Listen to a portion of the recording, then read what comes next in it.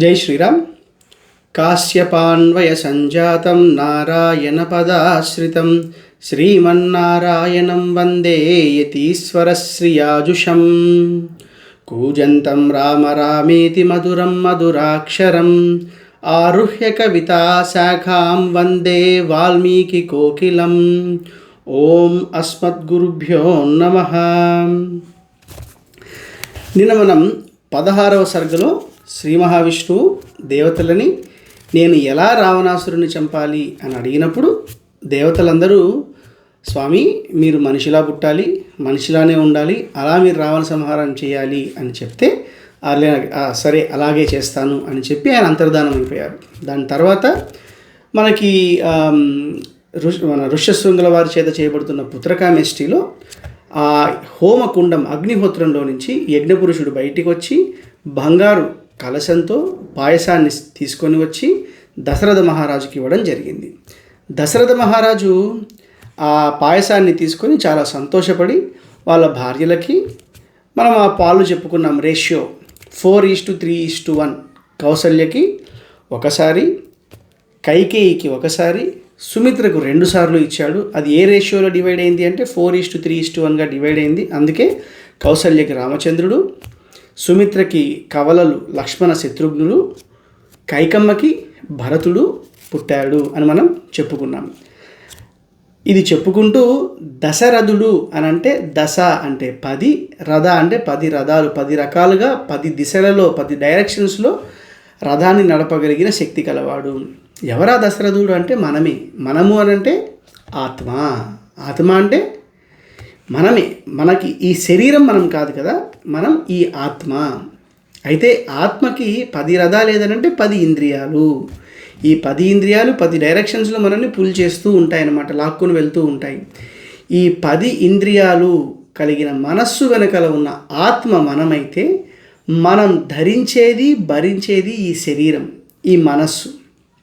కాబట్టి ఆత్మ భర్త, ఈ శరీరం ఆర్ మనస్సు భార్య. సో భరించేవాడు భర్త, భరింపబడున్నది భార్య. మనము ఇదే ఆత్మ పరమాత్మ దగ్గర నుంచి చూసుకుంటే ఆత్మ భార్య అవుతుంది, పరమాత్మ భర్త అవుతాడు. సో ఆ టాపిక్ మళ్ళీ మాట్లాడదాం మనం ఎప్పుడన్నా ఫ్యూచర్లో. బట్ ఇక్కడ ఆత్మ అంటే మనం భర్త, మనం ధరించినది భరించినది ఈ శరీరం, కాబట్టి ఈ శరీరం భార్య అయిందనమాట. ఈ శరీరము దేనితో సంబంధం ఉంది అని అంటే ప్రకృతితో సంబంధం ఉంది. ఈ ప్రకృతి సంబంధం వల్ల ప్రకృతికి 3 గుణాలు సహజం: సత్వము, తమస్సు, రజస్సు. సో ప్రకృతి సంబంధం ఉన్న ఈ శరీరానికి కూడా ఈ సత్వము, తమస్సు, రజస్సు అన్నవి సహజము. అయితే ఈ ఆత్మ ఈ శరీరంతో ఏం సాధించాలి అని అంటే 4 పురుషార్థాలు: ధర్మ, అర్థ, కామ, మోక్షాలు అని మనం చెప్పుకోవడం జరిగింది. సో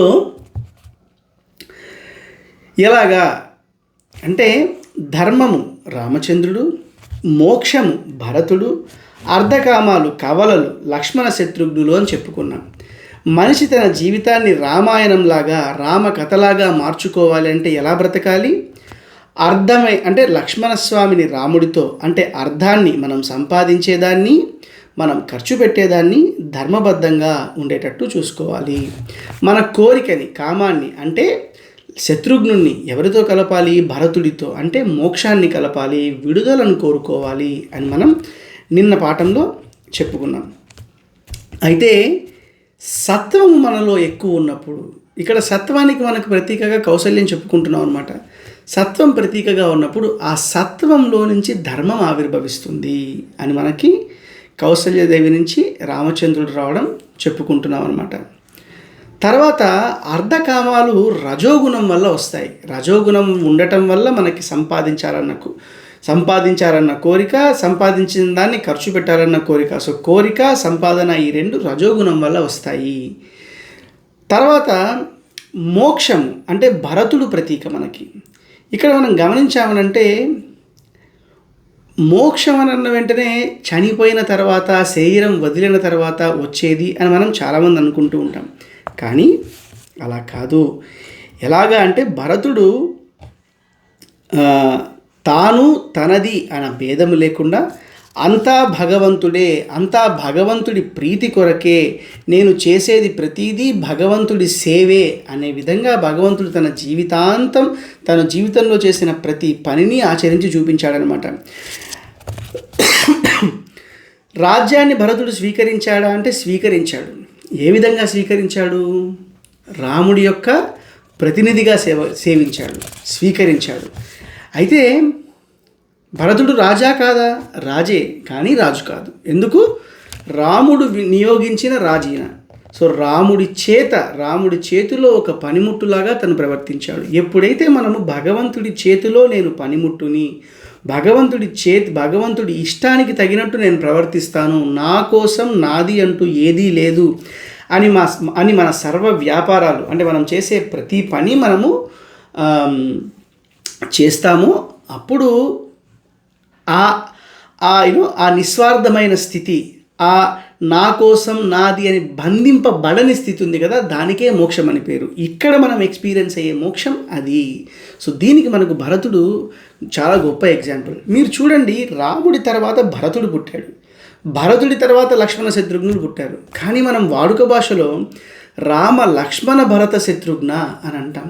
అదేంటండి, భరతుడు ఎలా నెక్స్ట్కి వెళ్ళిపోయాడు, లక్ష్మణుడు ముందుకు ఎలా వచ్చాడు అని అంటే మనకు ఇక్కడ జతలు చెప్తున్నారనమాట. అంటే జోడి, ఎవరిని జోడి చేశాము? రాముడితో లక్ష్మణుడిని జోడి చేశాం కాబట్టి రామలక్ష్మణ అని చెప్పారు. ఇంకొక జోడి ఎవరు? భరత శత్రుఘ్న. కాబట్టి మన వాడుకలో ఉన్న రామలక్ష్మణ భరత శత్రుఘ్న అన్నది అది ఎంత నిగూఢమైన అర్థాన్ని మనకు చెప్తుందంటే, రామలక్ష్మణ ధర్మము అర్థము కలిసి ఉండాలి అని మనకు చెప్తున్నాయి. భరత శత్రుఘ్న మోక్షాన్నే నువ్వు కామించాలి, మోక్షాన్నే నువ్వు కోరుకోవాలి. అంటే శరీరం తర్వాత వచ్చే మోక్షం ఎలా ఉంటుందో మనకు తెలియదు, కానీ ఇక్కడ నువ్వు చేసే ప్రతి పని ప్రతి కోరిక నీకు మోక్షాన్ని, విడుదలని, ఆ ఫ్రీడమ్ని ఎక్స్పీరియన్స్ అయ్యేటట్టు చేయాలి. అది కేవలం భగవంతుడి చేతిలో పనిముట్టులాగా నువ్వు ప్రవర్తిస్తే తప్ప అది నీకు కుదరదు అని అంటాం. అదేంటండి భగవంతుడి చేతిలో పనిముట్టు అని అంటున్నారు? Is it so easy? ఇది నిజంగా అంత ఈజీగా మనం చెప్పగలమా అని అంటే, ఈ రోజుల్లో మీరు గమనించారంటే ఒక క్రికెట్ మ్యాచ్ తీసుకోండి. ఈ క్రికెట్ మ్యాచ్ మనం చూసిన తర్వాత అంతా అయిపోద్ది, ఒక టీం ఓడిపోద్ది, ఒక టీం గెలుస్తుంది. అప్పుడు పోస్ట్ మ్యాచ్ డిస్కషన్ జరుగుతూ ఉంటుంది. జరుగుతున్నప్పుడు ఒక కెప్టెన్ వచ్చేసి మీరు ఈరోజు ఓడిపోయారు ఏంటంటే అంటే, మేము చేయాల్సింది చేసాము, we have done what ever we have to do, but I think we have to retrospect, I think we have to తను పడిన కష్టాన్ని చెబుతూ తను ఎక్కడ ఫెయిల్ అయ్యాడు అని ఇంట్రోస్పెక్ట్ చేసుకోవాలి, మేము ఒకసారి వెనక్కి తిరిగి చూసుకోవాలి అని చెప్తూ, winning or losing doesn't matter, we have given our best అని అంటారనమాట. ఈ winning or losing doesn't matter అంటే జయాపజయాలు దైవాధీనాలు, అంటే దేవుడి చేతిలో ఉన్నాయి. నువ్వు కష్టపడటం, కర్మణ్యేవ అధికారస్తే మా ఫలేషు కదాచన, నువ్వు కర్మని ఆచరించటం ముందు నువ్వు కష్టపడటంలో నీకు హక్కు ఉంది తప్ప ఏ ఫలితాన్ని నువ్వు కోరుకోవాలి, నీకు ఏ ఫలితం రావాలని డిసైడ్ చేసేది భగవంతుడు అన్న సూక్ష్మాన్ని మనకి ఈ రోజుల్లో మనము ప్రతి స్పోర్ట్లో మనం తెలుసుకుంటున్నాం అనమాట. కష్టపడ్డాము కానీ ఫలితం మాకు అనుకూలంగా లేదు అని మాట్లాడుతూ ఉంటారు. ఇదే భగవంతుడి చేతిలో, అంటే తెలియకుండా మాట్లాడే పద్ధతి ఒకటి, భగవంతుడి చేతిలో పనిముట్టును నేను అని తెలిసి ఈ మాట మనం మాట్లాడామంటే అది చాలా మెచ్యూర్డ్గా ఉంటుందన్నమాట. అంటే చాలా పక్వత చెందిన మాట అనమాట. అంటే మెచ్యూర్డ్ అంటే రైపెండ్ స్టేట్, పక్వత చెందిన స్థితి అని అంటాం. ఎందుకనంటే భగవంతుడి చేతిలో పనిముట్టుని నేను అయినప్పుడు ఆ ఫలితం డిసైడ్ చేసిన వాడు భగవంతుడే అని నాకు ఆటోమేటిక్గా తెలిసిపోతుంది కదా. ఎందుకంటే నాతో చేయించిన వాడు వాడే అయినప్పుడు ఏ ఫలితం రావాలని తెలుసుకోగలిగిన వాడు కూడా వాడే కదా. ఇది ఏం లేదు, ఇది the biggest personality development lesson. దీన్నే మనము డిటాచ్డ్ అటాచ్మెంట్ అని అంటాం అనమాట. అంటే మోక్షాన్ని మనం ఎక్స్పీరియన్స్, అంటే మన లైఫ్లో మనం ఫ్రీడమ్ని ఎక్స్పీరియన్స్ చేయాలి. ఒక రిలేషన్షిప్లో అయినా, ఒక ప్రొఫెషన్లో అయినా, లైఫ్లో మనం తీసుకునే చాయిసెస్లో అయినా ఫ్రీడమ్ని మనం ఎక్స్పీరియన్స్ చేయాలి అని అంటే you have to do it with complete detached attachment. Detached అంటే వదిలేసి, అటాచ్మెంట్ అంటే పట్టుకొని. ఎలా పాసిబుల్ అండి అని అంటే మనకి ఉపనిషత్ చెప్తుంది, ఈసా వాస్యం ఇదగుం సర్వం యత్కించ జగత్యాన్ జగత్ తేన త్యక్తేన భుంజీతాః మాగ్రదః కస్య స్విద్దనం. ఈ జగత్తు అంతా ఈశావాస్యం ఇదగుం సర్వం. ఈశుడు అంటే అన్నిటినీ నియమించగలిగిన వాడు, వ్యాపించి ఉన్నాడు. యత్కించ జగత్యాన్ జగత్, ప్రతి అణువులో ఉన్నాడు. అంటే ఇదంతా వాడిది, ఇది తెలుసుకునేసి తేన త్యక్తేన భుంజీతాహ. భుంజీతాహ అంటే అనుభవించు, త్యక్తేన అంటే వదిలి. ఒక యాపిల్ పండుని నేను తినాలంటే పట్టుకొని అనుభవిస్తాను, కానీ వదిలి ఎలా అనుభవిస్తాను? త్యక్తేన అనంటే ఇది నాది అన్న భావన వదిలే, ఎందుకంటే ఇదంతా వాడిది. భుంజీతాహ అంటే అనుభవించు. ఎలా అనుభవిస్తావంటే వాడు నాకు ఇచ్చినదని అనుభవించు. ఇది జీవితం యొక్క, this is how you experience. అంటే డిటాచ్మెంట్ అంటే నాది కాదు వాడిది అన్న డిటాచ్మెంట్, అనుభవించటంలో అటాచ్మెంట్. ఈ రెండింటినీ పెట్టుకునేసి నువ్వు ఎప్పుడైతే జీవితాన్ని గడుపుతావో అప్పుడు నిజమైన కర్మ సన్యాసం. ఈ కర్మ సన్యాసం ద్వారా నువ్వు అనుకుంటున్న స్వేచ్ఛ లభిస్తుంది. ఈరోజు మనం చేస్తున్న ప్రతి పని మనకి తాత్కాలికమైన సుఖాన్ని కలిగిస్తున్న తర్వాత బాధని, ఇబ్బందుల్ని, అప్పులని, ఇలాంటి అనారోగ్యాల్ని తెస్తుంది అనమాట. ఇది కాదు కదా నిజమైన స్వేచ్ఛ. నిజమైన స్వేచ్ఛను అనుభవించే మార్గం కర్మ సన్యాసమే. ఆ కర్మ సన్యాసం అంటే కర్మను ఆచరిస్తూ ఫలాపేక్షని సన్యసించటం, అంటే వదిలేయటం. దీంట్లో 3 రకాలు ఉంటాయి. ఏంటి? ఒకటి, నేను చేస్తున్నాను, నా కోసం చేస్తున్నాను, నా వల్లే జరుగుతుంది. అంటే ఒకటి కర్తృత్వ త్యాగం, అంటే కర్తృత్వ భావనని త్యాగం చేయాలి, నేను చేస్తున్నాను అని. నెక్స్ట్ ఫలత్యాగం, నా కోసం.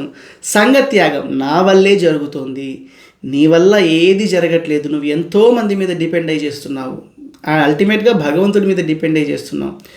నీకోసం అన్నది నువ్వేం చేసుకోవట్లేదు. నువ్వు అన్నం తినాలన్నా అహం వైశ్వానరో భూత్వా అన్న వైశ్వానర అన్న అగ్ని రూపంలో భగవంతుడి నీ కడుపులో ఉంటేనే నువ్వు జీర్ణించుకోగలిగిన శక్తి నీకుంది.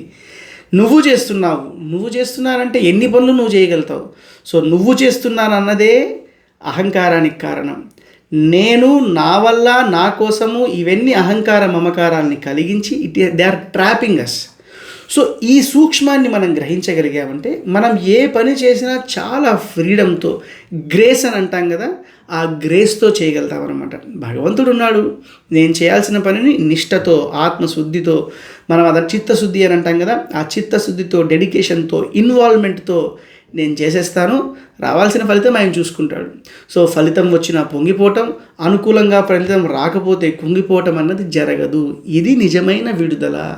ఇది భరతుడు మనకు నేర్పిస్తున్నాడు. నేను కేవలం రామచంద్రుడి చేతిలో పనిముట్టును మాత్రమే.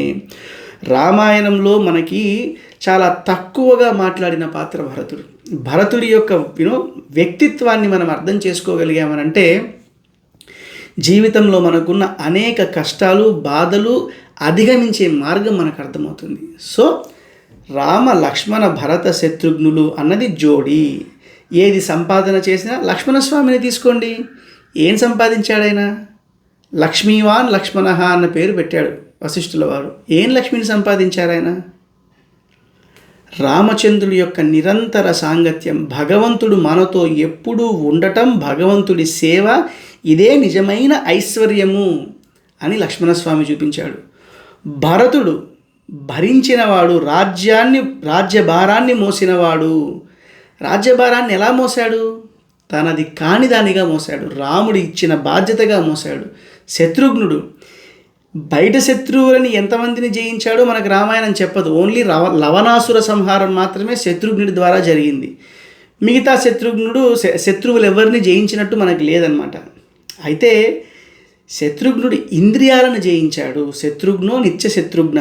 ఏంటా ఇంద్రియాలను జయించటం అంటే అందరూ రామ రామ రామ అని తిరుగుతుంటే ఆ రాముడికి ఈయన అట్రాక్ట్ అవ్వకుండా భరతుడికి అట్రాక్ట్ అయిపోయి తిరిగాడు. నిజంగా ఇంద్రియ విజయం అంటే ఇది కదా. సో మనము భగవంతుడిని కోరుకోవటమే నిజమైన ఐశ్వర్యము. భగవంతుడిచ్చిన పనిని తనదిగా, తన చేతిలోని ఒక పరికరంగా చేయటం అన్నది నిజమైన విముక్తి. భగవంతుడి పట్ల, భాగవతుడి పట్ల, అంటే ఆచార్యుడి పట్ల, వీరి పట్ల అనురక్తి కలిగి ఉండటం అన్నది అదొక గొప్ప యోగ్యత, నిజమైన కోరిక, నిజమైన మనకు ఉండాల్సిన కామం. ఇవి ఈ నలుగురు, ధర్మము, అర్థము, కామము, మోక్షము అని ఈ నలుగురు మనకి చూపిస్తున్నారు. ఇది మనకి ఇక్కడ స్పష్టంగా నలుగురిలాగా శ్రీ మహావిష్ణువు అవతరించబోతున్నాడు అని మనకు అర్థమవుతుందన్నమాట. ఇంతేకాదు మనకి ఈ ఈ 16వ సర్గలో సృష్టి రహస్యం కూడా ఉంది. ఏంటా సృష్టి రహస్యము అని అంటే, దశరథుడు హోమం చేశాడు. ఆ హోమం చేసిన వెంటనే దాంట్లో నుంచి అగ్నిపురుషుడు బయటికి వచ్చాడు. ఆ అగ్నిపురుషుడు పాయసాన్ని ఇచ్చాడు. ఆ పాయసాన్ని స్వీకరించిన రాణులకి పిండము అంటే మనుషులు పుత్రోత్పత్తి జరిగింది, సంతానం కలిగింది అని అంటున్నారు. అగ్నిలో నుంచి నీరులో నుంచి భూమి. చాందోగ్య ఉపనిషత్ ప్రకారం ఇదే సృష్టి క్రమం. అగ్నిలో నుంచి నీరులో నుంచి భూమి వచ్చిందని. ఇంకొంచెం మనం డీటెయిల్గా ఇంకా మిగతా ఉపనిషత్తులను పరిశీలిస్తే ఫస్ట్ ఆకాశంలో నుంచి గాలిలో నుంచి నిప్పులో నుంచి నీరులో నుంచి భూమి వచ్చినట్టు మనకి ఈ క్రమాన్ని మనకు చెప్తారనమాట. ఈ పుత్రకామేష్టి అగ్నిహోత్రంలో నుంచి వచ్చిన అగ్నిపురుషుడు, పాయసము, సంతాన ప్రాప్తి, ఇదంతా ఒక సృష్టి క్రమాన్ని మనకి తెలియజేసే ప్రయత్నం చేస్తుంది. సో ఎన్నో నిగూఢమైన అర్థాలు ఉన్నాయి. ఇంకా మిగతా అర్థాలను మనం రేపు 17వ సర్గలో తెలుసుకునే ప్రయత్నం చేద్దాం. అప్పటిదాకా జై శ్రీరామ్.